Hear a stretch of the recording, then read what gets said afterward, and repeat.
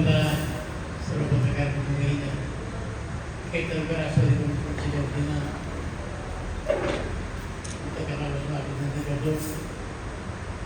आजची पत्रकार परिषद घेण्याचा उद्देश होता की आमचे जिल्हा परिषद सदस्य गणेश मुद्रे असतील, समीर सुबे असेल, पंचायत समितीचे सर्व सदस्य असतील आणि एका विषयाकडे जिल्हा परिषदेच्या सेवांचं आणि राज्य सरकारचं लक्ष वेधलं. तो विषय म्हणजे आपल्या सगळ्यांना कल्पना आहे की MIDCच्या कंपन्यांच्या ग्रामपंचायत हातीमध्ये आहे. त्या ग्रामपंचायतीला जो कर मिळतो त्यातला 50% कर हा MIDC. कारण त्या परिसरामध्ये रस्ते असतील, पाणी पुरवठा असेल, वीज असेल, त्या सुविधा MIDC पुरवते. परंतु MIDCचे जे कामगार ते आजूबाजूच्या परिसरामध्ये राहतात, त्याचा पण आजूबाजूच्या गावावर पडतो आणि त्यांना पडण्यास अशा प्रकारची विभागणी आहे. साधारणतः कंपनीचे लोक बांधकाम करत असताना MIDCकडनं प्री चेकिंग करून घेतात, कंप्लिशन घेतात किंवा MRTच्या हातीमध्ये असेल त्यांच्याकडे प्री चेकिंग करून घेतात, कंप्लिशन घेतात आणि त्याच्यामध्ये अशा प्रकारचे प्रोविजन असते की आजूबाजूला शेड वाढवण्याची. खेड तालुक्यामध्ये अशा अनेक कंपन्या आहेत की त्यांनी जेवढे कंप्लिशन घेतले, जेवढे प्लीज त्यांची आहे त्याच्या कितीतरी पट बांधकाम त्यांनी केली, अनाधिकृत बांधकाम केली. आपल्याकडे PMRD असेल किंवा MIDC असेल, एकदा कंप्लिशन दिलं पण त्या कंपनीने आणखी काय केलंय बघायला जात नाही. किंवा कंपनीचे लोकसुद्धा वाढीव ते बांधकाम आहे त्याच्या संदर्भामध्ये पुढे MIDC किंवा PMRD कळलं आणि तो जो प्लॅन आहे त्याच प्लॅनच्या अनुषंगाने ग्रामपंचायतीला ते कर देतात. तर जेव्हा ग्रामपंचायतीला 50% किंवा 50% सरकार काय बोलतो. काही कंपन्यांनी विशेष सवलतीच्या नावाखाली, त्यामध्ये टॉप बँड नावाची कंपनी, आता कोरोनाच्या कालखंडामध्ये सरकारनं काही गोष्टी माफ केल्या, पण कोरोना संपल्यानंतर त्या रेग्युलर करायला पाहिजे. अशा काही कंपन्या आहेत की त्यांनी त्या ठिकाणी करच भरला नाही आणि आजूबाजूच्या त्या ग्रामपंचायत त्या लोकांना नागरी सुविधा देत असताना अडचणीमध्ये आले आणि मग ही गोष्ट गणेश मुद्रे यांच्या लक्षात आल्यानंतर त्यांनी जिल्हा परिषदेचे CO गजानन पाटील यांच्या लक्षामध्ये गोष्ट आणून दिली आणि त्यानंतर एक मिटिंग घेतली आणि गजानन पाटलांनी सूचना केल्यानंतर जवळजवळ माझ्या माहितीप्रमाणे 198 कंपन्यांनी आपली नोंदणी करून घेतली. कित्येक वर्ष या कंपन्या नोंदणीच करत होत्या आणि ग्रामपंचायत काय केली. आता जेव्हा नोंदणी झाली त्यावेळेला त्याचा फायदा हा ग्रामपंचायत एक सरकारची जी एजन्सी आहे, जी पंचायत राज व्यवस्थेमध्ये सरकार, जिल्हा परिषद, पंचायत समिती आणि ग्रामपंचायत, मग याच्यामध्ये वैयक्तिक काही संबंध येत नाही. जरी उद्या पैसे वाढले ते ग्रामपंचायतीला वाढणार, उद्या पैसे वाढले ते MIDCला येणार आणि त्याच्यानंतर काही कंपन्यांनी जे वाढीव क्षेत्र आहे त्या संदर्भामध्ये पाहणी केल्यानंतर त्यांनी सुद्धा आपली नोंद केली आणि याच्यामध्ये किती मोठा डिफरन्स पडला हे गणेश मुद्रे या निमित्तानं सांगितलं. पण याच्यानंतर या तालुक्याचे आमदार बाबाजी काळे यांनी राज्याच्या मुख्यमंत्र्यांना एक पत्र लिहिलं, एक मेल केला आणि त्या प्रकरणाशी माझा वैयक्तिक काहीही संबंध नव्हता. त्या कुठल्याही बैठकीला मी नव्हतो. तो विषय गणेश मंत्र्यांनी काढला, पण यांनी मुख्यमंत्र्याला पत्र लिहिलं की दिलीप मोदीची एक सिंडिकेट आहे आणि ती सिंडिकेट या कंपनीला त्रास देते, त्यामुळं राज्याचं देशाचं नाव खराब. खरं म्हणजे हा त्यांचा बालिशपणा आहे. आणि त्याच्या अगोदर मी आमदार होतो. 2004 रुपये खरे असताना इंडस्ट्रीला ग्रोथ आला आणि जगाच्या अनेक कंपन्या आहेत. काही कंपन्यांनी सरकारला कशा पद्धतीने वेटवलं तर अजून त्याची कल्पना. आपल्याकडं महिंद्रा आणि महिंद्रा आणि वोक्सवॅगन, मर्सिडीज या ज्या कंपन्या आपल्याकडे आल्या त्या मेगा प्रोजेक्टमध्ये आल्या. त्यांना हवी तेवढी जागा सरकार नाही, 700-750 एकर एक कंपनी जागा मिळाली. ती जागा, ती डेव्हलपमेंट, त्याचं बांधकाम, सगळा खर्च जोपर्यंत कंपनीचा वसूल होत नाही तोपर्यंत कंपनीकडे कुठलाही सेल टॅक्स घ्यायचा नाही, कुठलाही टॅक्स घ्यायचा नाही.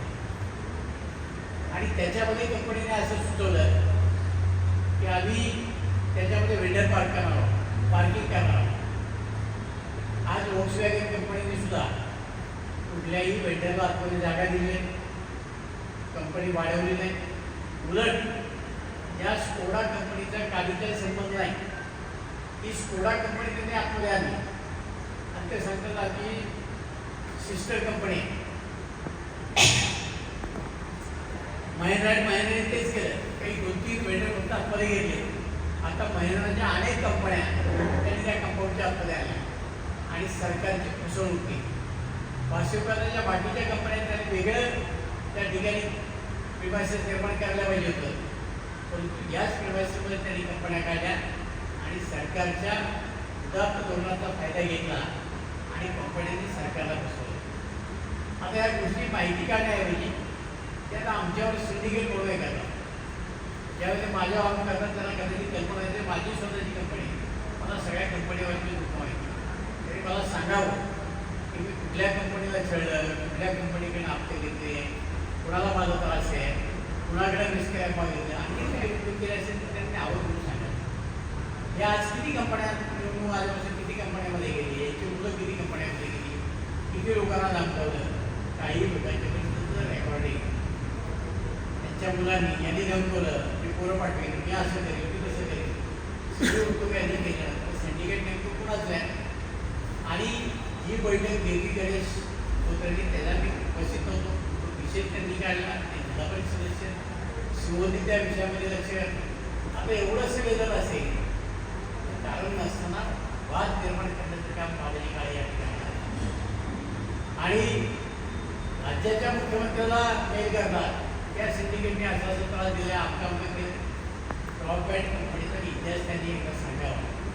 ही कंपनी आल्यापासून काय काय उद्योग त्यांनी केले आणि मग या ब्रॉडबँड कंपनी करता तुम्ही एवढी उडापण करण्याची काही कारण आहे, एवढी चिकटफेक करण्याची काय कारण आहे.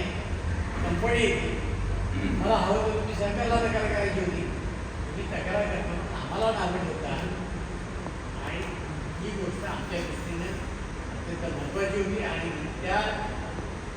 त्यांच्या या कृतीला उत्तर देण्याकरता ही पत्रकार परिषद आहे. धन्यवाद. खरं तर आताने सर्व माहिती तुमच्या सर्वांच्या समोर दिलीच आहे. मागच्या 6 तारखेला आपण सर्वांनी त्यामध्ये सर पोलीस स्टेशनची परमिशन घेऊन आपण कॉर्पोरेट इंडियाच्या संदर्भात पत्रकार परिषद घेतली. त्यामध्ये आपण सर्वजण त्या ठिकाणी उपस्थित होतो. उत्तर पोलीस स्टेशनचे काही पोलीस अधिकारी त्या ठिकाणी उपस्थित होते. त्यांना आपण सर लेटर देऊन त्या ठिकाणी कंपनीबरोबर 3 पत्र व्यवहार करून आपण कंपनी उत्तर देत नाही म्हणून त्या ठिकाणी पत्रकार परिषद घेतली आणि आपल्या सर्वांच्या पत्रकार परिषदेला त्या ठिकाणी यश आलं. त्यानंतर MIDC आणि ग्रामपंचायतच्या माध्यमातून 1,24 लाख रुपयाचं बिल त्या ठिकाणी कंपनीला MIDCने बसवलं. तर ती सर्व प्रक्रिया होत असताना आता या प्रक्रियेमध्ये कुठेही कोणत्याही जिल्हा परिषद सदस्य आणि एक माझ्या भागाचा प्रश्न म्हणून तो प्रश्न मी त्या ठिकाणी उचलला आणि त्यामध्ये तालुक्याचे विद्यमान होतात त्यांनी खऱ्या अर्थाने पत्र CM ऑफिस, कमिशनर ऑफिस आणि MIDC सेक्रेटरी त्या ठिकाणी पाठवलं. त्या त्यांनी पत्र पाठवण्याला आमचा कुठलाही विरोध त्या ठिकाणी नव्हता, परंतु त्या पत्रामध्ये ते पत्र मी तुम्हाला देतो. त्यांनी ज्या पद्धतीने ग्रामसेवकांचा अण्णांचा आणि माझा उल्लेख केला, अण्णांचं सिंडिकेट म्हणून त्यांनी त्याच्यामध्ये उल्लेख केला आणि खाली त्या ठिकाणी मी माझ्या पदाचा चुकीचा गैरवापर करतो असेही त्या ठिकाणी उल्लेख केला. माझं आमदार साहेबांना त्या ठिकाणी आव्हान आहे, मागच्या 4.5 महिन्यामध्ये मी इलेक्शन झालेच नंतर त्या काही कंपनीच्या गेटवर जर मी चुकीच्या पद्धतीने गैरवर्तन दिलं असेल, त्या काही कंपनीमध्ये जर चुकीच्या पद्धतीने जर वागलो असेल, जनतेच्या समोर येऊन त्या ठिकाणी मी राजीनामा दिला. परंतु हा प्रश्न कुठला होता, त्यांनी कुठल्या स्थळाला दिला. माझ्याकडे एक 4/5/2026 रोजी दिलेलं लेटर आहे. मी सीओना त्या ठिकाणी लेटर दिला आणि त्यामध्ये विचारलं की औद्योगिक क्षेत्रामध्ये पायाभूत सुविधा MIDC देतील, पायाभूत सुविधाची माहिती तुम्हाला त्या ठिकाणी द्यावी. प्रलंबित शेतकऱ्यांचे भूसंपादन केलं, त्याचा परताव्याचा विषय आहे, त्याच्यावरती उत्तर द्यावं आणि आमच्या नागरिकांच्या ज्या अडीअडचणी ट्रॅफिकच्या माध्यमातून त्या ठिकाणी होतात त्याच्यावरती उत्तर मागण्यासाठी. आणि चौथा प्रश्न महत्त्वाचा होता, त्यामध्ये जो काही MIDC कंपन्या टॅक्स बुडवतात आणि ज्यांचं अनधिकृत बांधकाम आहे याच्यावरती MIDCची नियमावली काय आहे, PMRDची नियमावली काय आहे, याच्यावरती उत्तर द्यावं. आणि त्याच प्रश्नाला माझ्या लेटरला त्या ठिकाणी गजानन पाटील साहेबांनी त्या ठिकाणी MIDCचे एक्झिक्युटिव्ह इंजिनियर चिंचवड ऑफिस, त्यानंतर PMRDचे एक्झिक्युटिव्ह इंजिनियर हे सगळ्यांना पत्र काढलं. एक मीटिंग त्या ठिकाणी 12 तारखेला आयोजित केली. आमदार साहेबांना ती मीटिंग देखवली नाही म्हणून त्यांनी आपल्याला 11 तारखेला सगळ्या ग्रामसेवकांना बोलून पंचायत समिती त्या ठिकाणी परस्पर लेटर काढलं, त्यांना त्या ठिकाणी बोलवलं. परंतु त्यांना 12 तारखेला ठिकाणी बोलवलं, परंतु CO साहेबांचं लेटर होतं, त्यामुळे सर्व ग्रामसेवक पुणे जिल्हा परिषदला उपस्थित राहिले आणि त्या ठिकाणी चांगला नियम झाला की PMRD आणि MIDC ज्या दिवशी कंप्लिशन घेतलं जाईल त्याच्या 8 दिवसानंतर ग्रामपंचायतला त्या ठिकाणी ते कंप्लिशन देईल आणि त्या ठिकाणी त्या ग्रामपंचायत MIDCला त्याचा टॅक्स त्या ठिकाणी नाव देईल. त्याच्या माध्यमातून MIDCच्या आणि PMRDच्या माध्यमातून मागच्या 1 महिन्यामध्ये 198 नोंदी त्या ठिकाणी वाढल्या. त्यामध्ये फक्त माझ्या जिल्हा परिषद गटामध्ये नाही तर त्यामध्ये चिमणी असेल, मरका असेल, सर्व ठिकाणी त्या नोंदी 200 नोंदी वाढल्या. आत्ताही ग्रामपंचायतच्या दप्तरी 200 नोंदी अजून व्हायच्या बाकी. अशा 400 नोंदीचा जो टॅक्स आहे तो टॅक्स त्या ठिकाणी ग्रामपंचायतला वाढला. आमदार साहेबांना इतकी माहिती नाही की तो टॅक्स जिल्हा परिषद सदस्याच्या घरी जात नाही, तो एका ग्रामपंचायतला त्या ठिकाणी भेटतो आणि निम्मा टॅक्स त्या ठिकाणी MIDCला भेटतो. खरं तर या सर्व गोष्टी करत असताना द्वेष किती असावा किंवा राजकीय द्वेष किती असावा, त्यांनी त्या ठिकाणी अण्णांच्या माध्यमातून ज्या पद्धतीने त्यांनी मांडणी केली ही अतिशय चुकीची आहे म्हणून मला आव्हान आहे म्हणून. खरं तर माझा एक युवा आमदार साहेबांना प्रश्न आहे की जितका टॅक्स कॉम्पॅन्डेने बुडवला होता 1 कोटी सरासरी 42 लाख रुपये, त्यामुळेही तुम्ही आतापर्यंत विकास कामं माझ्या परिसरामध्ये दिली नाही. तुम्ही विकास कामावरती बोलावं एवढीच माझी विनंती आहे. आतापर्यंत खऱ्या अर्थाने इंडस्ट्रीचा जो टॅक्स बुडत होता तो निश्चित नक्कीच कोणाच्या तरी घरी जात असावा म्हणून त्यांची तळपायाच्या मसाला गेली असेल असं मला वाटतं. आणि खरं तर अण्णांनी मगाशी सांगितलं की MIDCमध्ये कॉन्ट्रॅक्टर म्हणून तुमची कोण लोक फिरतात, जर उद्याच्या काळामध्ये माझ्या सरकार कार्यकर्त्यांनी जर बाहेर आलं तर निश्चित तुमच्या सिंडिकेटला काय नाव द्यावं ते खरं तर तालुक्याला प्रश्न पडतो. मला आज तुम्हाला हे सर्व प्रश्न विचारायचे नाही, परंतु त्याच्यातून हा जो टॅक्स वाढला आहे टॅक्समधून माझ्या ग्रामपंचायतचा फायदा आला, माझ्या 11 गावचा फायदा आला. खरवाडी मागच्या बऱ्याचशा कालावधीमध्ये त्या ठिकाणी कचऱ्याच्या प्रश्नावरून त्या ठिकाणी प्रलंबित आहे. अख्खं गाव धुळा घाले आहे. तुम्ही ह्या शब्दावरती किंवा ह्या प्रश्नावरती प्रशब्द सुद्धा बोलले नाही. माझी विनंती आहे तुम्ही विकासावरती बोला. तुम्ही अण्णांवरती आमच्यावरती टीका करायचं सोडून द्या, आंबाड्यांची पाठराखण करायचं सोडून द्या. तुम्ही 15 तळागाळाच्या ग्रामपंचायतला पैसे किती येतात, त्या गावामध्ये लोकसंख्या आणि आत्ताची लोकसंख्या किती आहे त्याचा विचार करा आणि भागाच्या विकासावरती करणे बरोबर कायदा आहे की त्या कंपनीने 300 किलो घ्यायचे, पैसे घ्यायचे आणि ग्रामपंचायतीवर रिसर्च नोंद करायची. आता बऱ्याच कंपनीने आमचं काम अपुरं आहे किंवा आम्ही अजून काम कंपनी चालूच केली नाही अशा बेसिस काही ते कर भरला. आता ही जबाबदारी जी आहे ही जिल्हा परिषद, ग्रामपंचायत आणि राज्य शासनाची आहे. याच्यामध्ये लोकप्रतिनिधीचा तसा संबंध येत नाही. परंतु अलीकडच्या काळामध्ये सगळ्यांनाच कल्पना आहे की नागरी सुविधांची चणचण भासू लागली किंवा नागरी सुविधा कमी पडू लागल्या आणि त्यावेळेला ह्या नागरी सुविधा ग्रामपंचायतीला देणं शक्य नाही आणि त्याच्यातनं सुरू झालं की आपण जेवढे पैसे येतो तेवढे नागरी सुविधामध्ये जातात त्यासाठी काम करता येत आहे आणि ह्या सगळ्या कंपन्या ज्या आहेत ह्या त्या ठिकाणी कर भरतात का याची चाचपणी केल्यानंतर लक्षामध्ये आलं की त्यांनी नोंदणी केलेली जागा जी कंपनीची जागा आहे त्याच्यापेक्षा जास्त जागा त्यांनी त्या ठिकाणी वापरलेली आहे पण शेड वापरलेली आहे इमारत जास्त मोठ्या माझ्या आहेत आणि त्याचा जर मिळाला तर कंपनी त्या ग्रामपंचायती अडचणी सुटतील आणि त्याच्या अगोदर सुद्धा अशा प्रकारचे त्याच्यावर प्रश्न निर्माण झाले पण यावेळी डेव्हलपमेंट असतात तर फारसं कुणी लक्ष देत नाही आणि त्यामध्ये एवढी नागरी वस्तीसुद्धा नव्हती आणि कंपन्यांची जी वाढ झाली ती अलीकडच्या कालखंडामध्ये झाली त्याचं कारण ज्यावेळेला जागा महाग झाली आणि जागा महाग झाल्यानंतर मग त्यांनी सगळे नियम बाजूला ठेवले आणि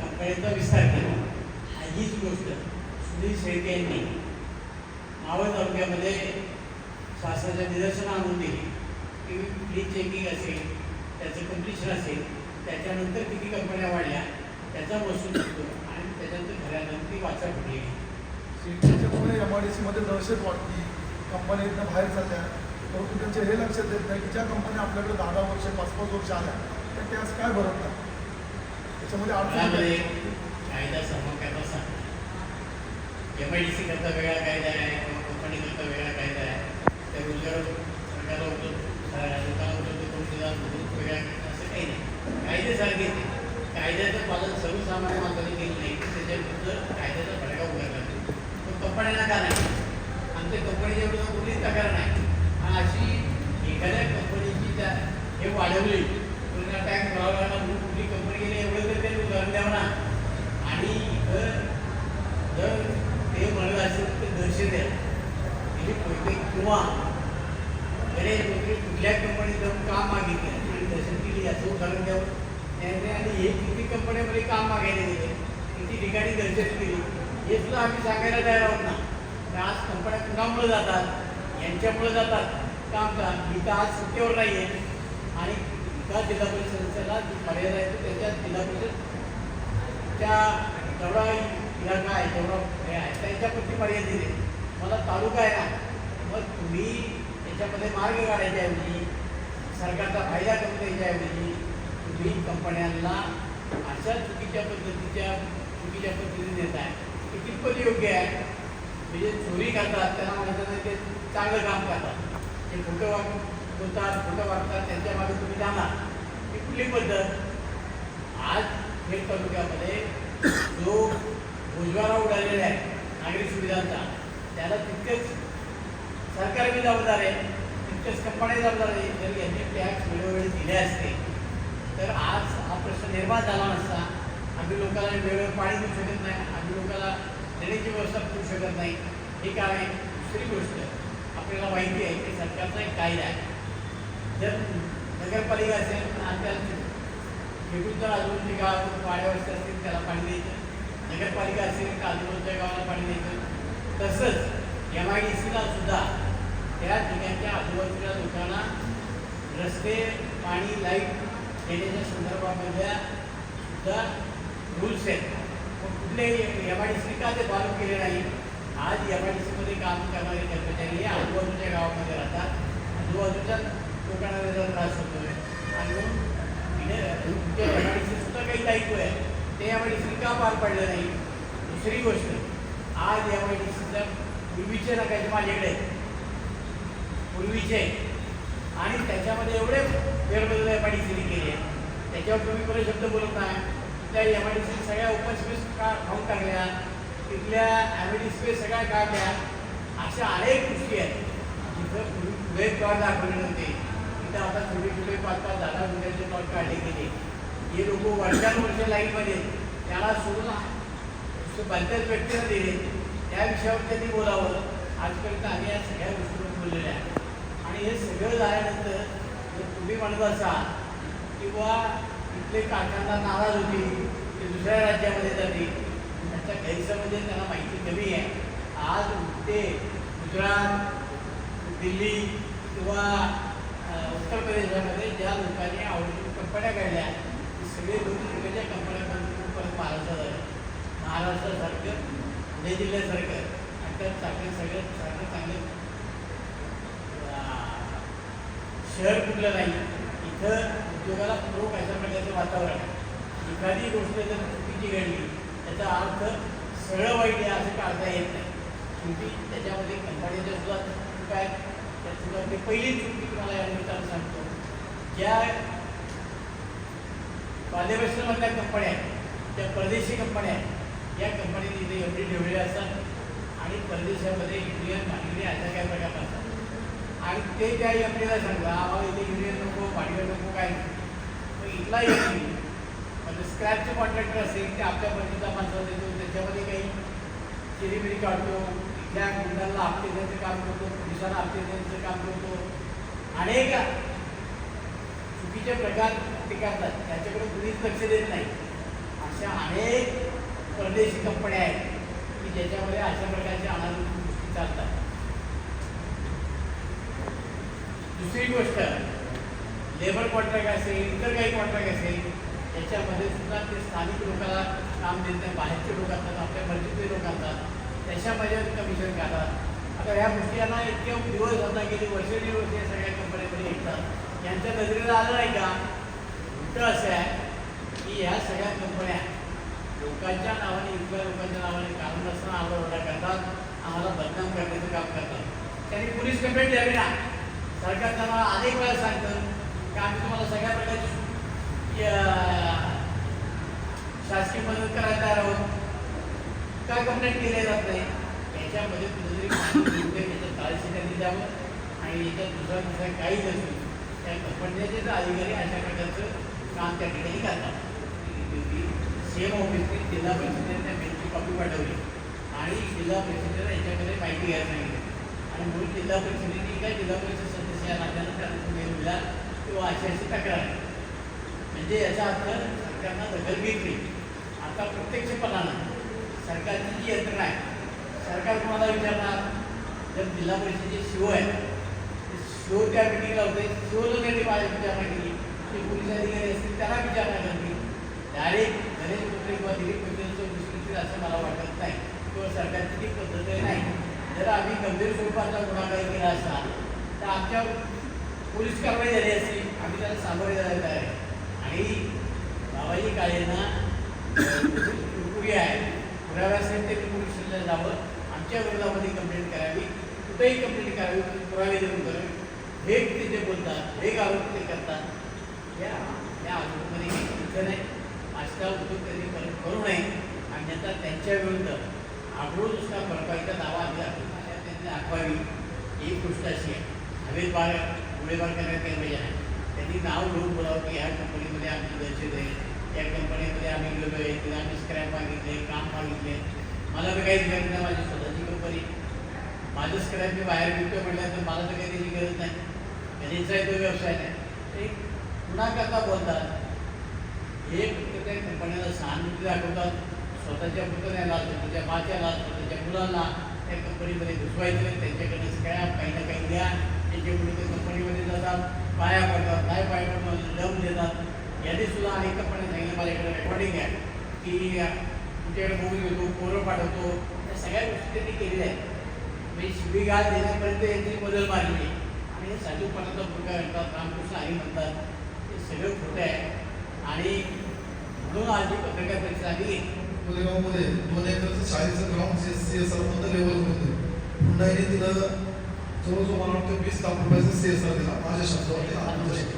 त्यानंतर खलुबऱ्यामध्ये माझ्या गावची 2.5 कोटी रुपयाची शाळा हुंडाईने बांधून दिली. ती कंपनी खलुबऱ्यामध्ये. माझा त्रास असा तो हुंडाई कंपनी असेल ना सगळ्यात मोठी. कालच तुम्ही माझ्या सोशल मीडियाला व्हिडिओ पाहिजे असेल आपल्याकडं नौकरवाडीला जो पाणी जातो 7 ग्रामपंचायतला त्यात त्यामुळे विसरलो तिकडे मामाचं गाव आहे. मी त्यांना लक्षात आणून दिल्यानंतर तातडीने मामाच्या गावी गेले. सगळ्या मामाला त्यांना बरं वाटलं.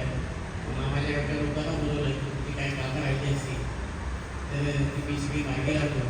तर ज्यावेळेला ते मंत्री होते सत्तेमध्ये होते त्यावेळेला सहज चुटकी या सगळ्या गोष्टी संपल्या असत्या. ठीक आहे त्यांच्या ओळखीचा फायदा होऊ शकतो, काम आता माझ्याच तालुक्यात होईल कधी सुरू करतात याची मी वाट पाहतो. औषधा देण्यासाठी तर भेटायला गेले, सगळ्या नातेवाईकाच्या ॲक्टिव्हिटी झाल्या, मलाही बरं वाटलं. त्यामुळे माझ्या मी जे त्याच्यावर त्या संदर्भात बोललो त्याची वेळीच त्यांनी दखल घेतली. अजून काही नातेवाईक ते तालुक्यात आहेत शोधून काढावे आणि त्या सगळ्यांना तरी भेटावे एवढी मागणी. तर संशोधनाचा विषय होता आणि तिसऱ्या टप्प्यात जवळजवळ 30 कोटी रुपयाचं काम ते करणार आहेत असं त्यांचं म्हणणं आहे. तर मग ते पहिल्या टप्प्यात का नाही हा विषय सर्वात महत्त्वाचा होता की आपल्या तालुक्याला आपण त्यातला किती वाटा आपल्या तालुक्याला येतोय, इथून सुरुवात आहे.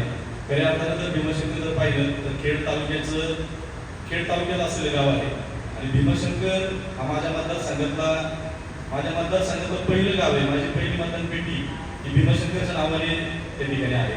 मग खऱ्या अर्थानं जर भीमाशंकर जर आपल्या तालुक्यात असेल तर त्याचा जो विकास आराखडा आहे त्या संदर्भातलं सर्व गोष्टी ह्या आपल्या तालुक्यातील स्थानिक लोकप्रतिनिधी असतील किंवा ग्रामस्थ असतील यांच्या नियोजनातून ते सर्व होणं गरजेचं होतं. खऱ्या अर्थानं जेव्हा एवढा मोठा विकास आराखडा होतो तर आपल्या तालुक्याला काय मिळालं याची थोडीशी आम्ही चौकशी केली. तर त्या आपल्या तालुक्याच्या वाट्याला जवळजवळ फक्त 20% निधी येतो, 30% टप्प्यामध्ये येतो. याच्यामध्ये आपल्या भागातनं जे रस्ते जातात ते रस्ते खऱ्या अर्थानं इथून मागच्या काळामध्येच पूर्ण होणं गरजेचं होतं की ज्यातून आपला पर्यटन असेल, व्यवसाय असेल त्या पर्यटनाला चालना मिळेल अशी या ठिकाणी मला वाटत होतं. परंतु तसं काही न होता आता जे 3.5 कोटी रुपयाचं गड्डी भरायचं काम होतं खेडपासून साधारण भीमाशंकरपर्यंत, तर त्या 3.5 कोटीच्या कामामध्ये तळेघरपासून भीमाशंकरपर्यंत कार्पेट करून घेतलं. आपल्या वाट्याला खड्डे भरायला सुद्धा त्यांनी ठेवलेलं नाही. इथून त्या कामाची सुरुवात होते. खऱ्या अर्थानं वाड्यापासून भोरगीर असेल, पुढे वाशाऱ्यापासून पुढे असेल आणि पावळूपासून आंघोळ असेल. कधी खेडमध्ये काही मंदिर पांडवाने बांधलं, सिद्धेश्वराचं मंदिर पांडवाने बांधलं, तिथं एक तलाव कुंड जे आहे ते पांडवाने बांधलं. त्याच्यानंतर आपल्यामध्ये अहिल्याबाई होळकरांनी शंभू महादेवाचं मंदिर बांधलं. त्याचबरोबर पेशवांनी तासला मंदिर बांधलं, वाड्याला मंदिर बांधलं. त्याच्यानंतर या ठिकाणी कोटेश्वर ज्याला म्हणतात ते मोरगीर या ठिकाणी कोटी ईश्वर येऊन त्यांनी शंकराची आराधना केली म्हणून भगवान शंकर भीमाशंकरला पडलेला आहे. पूर्वीच्या काळी तिथं जायचा रस्ता होता आणि या सगळ्या भीमाशंकरची व्यवस्था करण्याकरता घोरगडी नावाचा किल्ला नाही. तिथं आजही विहिरी आहेत. तिथं राहून भीमाशंकरची व्यवस्था पाहिली होती. तिथल्या ब्राह्मण समाजाला सगळ्यांना जमिनी कोथरूडला दिले. कोथरूडला एक मोठं तळे पूर्वी बांधलेलं आहे आणि मुक्त भीमाशंकर त्याच्या पलीकडे आहे. म्हणजे सगळ्या पुन्हा या खेड तालुक्यात आहे. आज तिसऱ्या टप्प्यात खेड तालुका घेतला. आपल्याला माहिती आहे की पहिले 2 टप्पे व्हायला किती वर्ष लागतील ते मला माहिती. 5 लागतात का 10 वर्ष लागतात माहीत नाही. आणि त्याच्यानंतर खेड तालुक्याला सुरुवात होणार. त्याच्यामध्ये ते मंदिर, त्यानंतर वाहनतळ अशा प्रकारच्या व्यवस्था आहेत. माझं म्हणणं आहे की एकही रुपया पुढच्या 10 वर्षात खेड तालुक्याला मिळू शकत नाही. कारण आत्तापर्यंत भीमाशंकर परिसराच्या नावाखाली जो विकास झाला त्याचे सगळे पैसे आंबेगाव तालुक्यामध्ये त्या ठिकाणी वापरले गेले. खेड तालुक्यात कुठेही त्याच्याकडे एकही रुपयाची डेव्हलपमेंट त्यांनी केलेली आहे. आणि मग आता विषय असा येतो की आम्हाला आमच्या तालुक्याचा अभिमान आहे की नाही. आणि मग त्याच्यामध्ये जो मुद्दा आला किंवा या सगळ्या सुधारणा आमच्याकडे होतात, मग आपण असं म्हणून खेड आंबेगाव नाही, खेडच. कारण भीमाशंकर हे खेड तालुक्यातच आहे. आजही परत एकदा सांगतो की आंबेगावचं शिकून तशाही पद्धतीमध्ये आम्ही लावून देणार नाही. आमचा जीव गेला तरी चालेल, आम्हाला त्याची काही बिघड वाटत नाही. परंतु हे शिफ्ट आम्ही लावून देणार नाही. खेड भीमाशंकर हे आमची अस्मिता आहे, ते आमचं दैवत आहे, ते आमचं संतान आहे. याच्यामध्ये त्यांना फेरफार आम्ही करून देणार नाही. त्याच्याकरता कुठलीही किंमत मोजावी लागली तरी खेड तालुक्यात त्यांचा मोजेल एवढंच त्यांना या निमित्ताने परत एकदा सांगतो. माझं वैयक्तिक त्यांच्याशी कुठलंही भांडण नाही. आता मी एवढंच म्हटलं या सगळ्या गोष्टी त्यांनी मंत्रिपदाच्या जोरावर गेल्या. पवारसाहेबांनी त्यांना मंत्रिपद दिलं म्हणून या सगळ्या गोष्टी त्यांनी ओढून तिकडे दिल्या. आमच्या तालुक्यामध्ये मला किंवा नामांकन मिळालं नाही, पण आम्ही आमच्या तालुक्यामध्ये आणू शकलो नाही. याचा त्यांनी काही फायदा घेतला. तुम्ही जर तुमचा आजोळ इथे तुमचा जन्म इथे झाला म्हणला त्याच्यात दिलं तर त्याचं काम तुम्ही काय करताय? मग लोकांनी पहिलं मामाचं गाव सुधारवलं असतं ना, आमचा तालुका पहिला व्यवस्थित केला असता.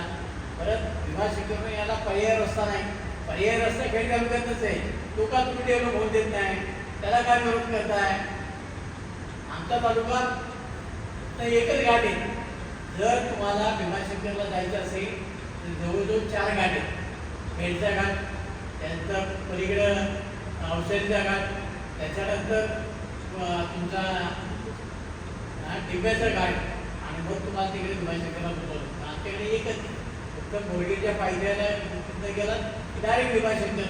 आमच्याकडे सोयीचं आहे, ते तुम्ही अवघड करून ठेवताय, लांब नाही देताय लोकांना. पायी चालणाऱ्याला तुम्ही आज 6 किलोमीटर 7 किलोमीटर अलीकडे गाड्या थांबवणार. आमच्याकडे तिथं 1.5-2 किलोमीटर आहे. आमच्याकडे केलं असतं तर लोक पायी पायी गेले असते. आमच्याकडे सुधारणा होऊच द्यायची नाही. अशा प्रकारची तुमची जर भूमिका असेल तर आमचा त्याला विरोध आहे. उद्या काय काय होत आहे त्या सगळ्या परिणामाला कोणत्याही आमची तयारी आहे. आमची मागणी नाहीच. त्या अभयारण्यामध्ये एक गाव आहे, ती गाव हलवायची का, तर रस्ते करून द्यायचे का, नागरिक सुविधा द्यायचे का, या संदर्भामध्ये कमिटी आली. आणि त्या कमिटीच्या समोर आता हे त्यावेळेला अध्यक्ष होते विधान सभेचे, त्यामुळे यांना सगळे पावर होती किंवा अधिकार होते. त्यांनी ती कमिटी खेळताना येऊच दिली नाही. तिथं अभयारण्याची अडचण सांगितली. मग आज संपूर्ण त्यांच्याकडे जाणार रस्ता अभयारण्यात जातो, तो का नाही बंद केला? मी स्वतःच्या तालुक्यात चालू ठेवला. त्या कमिटीला खेड तालुका दाखवलाच नाही. त्या जर खाना दाखवल्या असत्या तर अनाधिकालापासून हा रस्ता आहे दाखवला असतं तर आम्हालाही न्याय मिळाला असता. की त्यांनी केलं. एक गोष्ट अशी आहे की त्यांनी सुचवून जाहीरपणाने सांगितलं की तुम्ही आम्ही साहेबांकडे तक्रार करायचं, दादांकडे तक्रार करायचं. आता तक्रार करायला जागा राहिली कारण वहिनी आत्ताच कोणतरी राजकारणात आलेलं आहे. वेळ प्रसंगी ती सुद्धा तक्रार मी करेल, परंतु माझ्या स्वतःमध्ये एवढी धमक आहे की मी त्यांच्या प्रत्येक प्रश्नाला उत्तर देऊ शकतो. त्यामुळे त्यांनी आयऱ्या गायला कसं याचं उत्तर मी त्यांना दिलेलं आहे.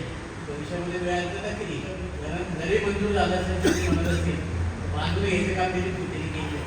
आणि खेड तालुक्यातले पहिले खेड तालुक्यातल्या जनतेला मग त्यांनी एवढाच हट्ट धरला, वाटतं ती किंमत मोजायला लागली तर आंबेगाव तालुक्यात पाणी लावलं असं आव्हानात्मक बोलू नये.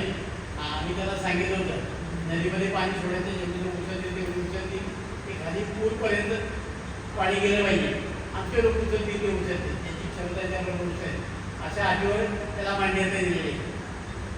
आणि ती माझ्याबरोबर बोलली आली नाही तर आजूदाराने पण जशी केली होती. आणि मग तो प्रश्न सुटलेला आहे की अजून जर अशा पद्धतीची भाषा त्यांची असेल काय तर आम्ही काय केलेलं आहे की तो पेरून नाही. आणि लोकशाहीमध्ये प्रत्येकाला अधिकार आहे. आम्ही आज आमदार नसतो, तुम्ही या तालुक्याचा नागरिक आहे, माझे आमदार आहे, मी या प्रश्नावर लढू शकतो. मला त्याची काही भीती वाटत नाही. माझ्या तालुक्याच्या प्रश्नाकरता मी गेली 20-25 वर्ष लढतोय त्यांच्याबरोबर. नवीन आहे असं काही नाही. ज्या दिवशी कळमडीचं दफ्तर झालं त्या दिवसापासून माझं त्याचं संघर्ष त्यांच्यावर आहे. यापूर्वी सुद्धा त्यांनी निविदा काढल्या, दिल्या, सगळं झालं. मी नाही होत दिलं. उद्या दिवशी असे दिवस होतं मात्र असेल त्यांनी पाहू नये. माझ्या तालुक्याचा प्रश्न जोपर्यंत सुटत नाही तोपर्यंत मी आंबेगावमध्ये पाणी लावू जाणार. तोंडी आम्हाला नको आश्वासन, लेखी आश्वासन पाहिजे. ते आज तागायचं आम्हाला मिळालं नाही की आम्ही दूरपर्यंत 5 गावाला पाणी देणार आहे. ते लेखी त्याचा समावेश झाल्याशिवाय आम्ही काम करून देणार. त्याचबरोबर खाली कानेवाडीपासून किनेवाडीपर्यंत एक कॅनॉल आहे. तोही कॅनॉल आपला त्याच्यामध्ये आहे. एका वेळेला तेही काम सुरू झालं पाहिजे. ते अलीकडच्या बाजूला आणि पलीकडच्या बाजूला दोन्ही कामं बरोबर सुरू झाली पाहिजे. नुसतं तिकडं कारण पहिल्या फेजमध्ये पाणी सोडायचं आहे ते खेड तालुक्याला आणि सेकंड फेजमध्ये सोडायचं आहे ते आंबेगाव तालुक्याला. कारण पहिला कानेवाडी ते तिनेवाडी हा जो कालवा आहे तोही त्यांनी पहिला चालू करावा. त्याच्याशिवाय आम्ही त्यांना काय स्थानिक आमदारांनी खऱ्या अर्थाने लक्ष देणं गरजेचं होतं. तुम्ही फक्त तुमच्या स्वार्थासाठी जर आपल्या तालुक्यातील पर्यटन स्थळ असेल, आपलं खऱ्या अर्थानं 12 ज्योतिर्लिंगापैकी एक ज्योतिर्लिंग आहे आणि खऱ्या अर्थानं आपल्या तालुक्याची ओळख भीमाशंकर आहे. ते जर तुम्ही दुसऱ्यांचं नाव त्याला लावलं असाल तर निश्चित पश्चिम पट्ट्याचं सर्व नागरिकांचा, माझ्या पूर्ण मतदारसंघाचा, त्याला पूर्ण तालुक्याचा त्याला विरोध आहे. हे मी या ठिकाणी तुम्हाला सांगू इच्छितो. खऱ्या अर्थानं आपल्या बाजूने जर बोरगिरी असेल, बोरगड असेल, खाली कोटेश्वर मंदिर असेल, जी काही पर्यटन स्थळ असतील किंवा आपल्या भीमशंकरच्या संबंधित जेवढं आहे ते सगळं आपल्या खेड तालुक्यामध्ये आहे. मग आपण विकास करताना खेड तालुक्याच्या बाजूने करणं गरजेचं होतं. जर आपल्या बाजूने जर रस्ते झाले असते तर आपल्याला त्याचा फायदा झाला असता. आमच्या आदिवासी भागातील तरुणांना या ठिकाणी चाकण असेल, मुंबई असेल, या ठिकाणी जायची गरज पडली नसती. जर त्यांना स्थानिक ठिकाणी रोजगार जर उपलब्ध झाला असता तर निश्चित त्याचा फायदा माझ्या समाजाला झाला असता, माझ्या भागाला झाला असता आणि आपल्या सर्वांना त्या ठिकाणी फायदा झाला असता, खेड तालुक्याला फायदा झाला असता. रस्त्यांचा विचार करता आपल्या भागातले रस्ते पहा आणि आंबेगाव म्हणजे मंचरपासून आपण भीमशंकर जाणारा रस्ता पहा, यात तुम्हाला फरक लगेच दिसून येईल. त्यातल्या त्यात खऱ्या अर्थानं जे विकास आराखड्यातले जे वाहनतळ आहेत ती डेव्हलप करायची आहे. तर माझं असं म्हणणं होतं की जर 23 किलोमीटर पोखरीच्या ठिकाणी जर तुम्ही वाहनतळ डेव्हलप करत असाल तर आमच्याकडे बोरगिरी आहे, टोकवडा आहे, मंदुशी आहे. 10-12 किलोमीटरच्या आतमध्ये ती वाहनतळ आपल्याला उभं करता आलं असतं, ज्यातून आमच्या स्थानिक ज्या मुलं आहेत त्यांना त्या ठिकाणी रोजगाराच्या संधी उपलब्ध झाल्या असत्या. या संदर्भामध्ये आम्ही मागच्याच हप्त्यामध्ये सुनीतारावांना महाराष्ट्राचे उपमुख्यमंत्री त्यांना आम्ही त्या संदर्भात पत्र पण दिलेलं आहे. आणि बोरगिरीपासून साधारण भीमशंकर 8 किलोमीटर आहे.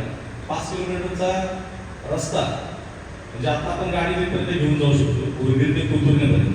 तर आम्ही कोथुर्ण्यामध्ये एखादं वाहनतळ व्हावं आणि कोथुर्ण्यापासून भीमशंकर साधारण 2-2.5 किलोमीटरचा ट्रॅक आहे.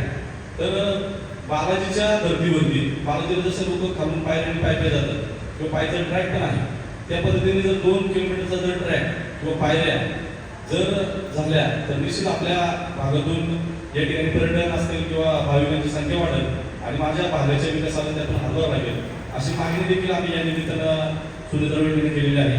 त्याचप्रमाणे पुणे ग्रँड टूरचा एक 2027 जो प्रकल्प आहे त्याच्यामध्ये पालखेवाडी, कारकुडी, टोकवडे असेल, भेंडी नायपड, चिखली फाटा असेल आणि वाडा घोडेगाव असेल, त्या 3 रस्त्यांसाठी तो ग्रँड टूरचा रस्ता आहे. त्या 3 रस्त्यांसाठी साधारण 34.10 कोटी रुपयाची मागणी या ठिकाणी या निमित्तानं आम्ही सुनीतारावांकडे केलेली आहे. आणि येत्या काळामध्ये त्या ग्रँड टूरसाठी जो निधी लागणार आहे तो उपलब्ध करून देण्याचा शब्द या निमित्ताने बैठकीने आम्हाला दिलेला आहे. ही सर्व कामं करत असताना माझ्या भागाचा, माझ्या समाजाचा विचार व्हावा आणि खऱ्या अर्थानं खेड तालुक्यातलं हे वैभव आहे.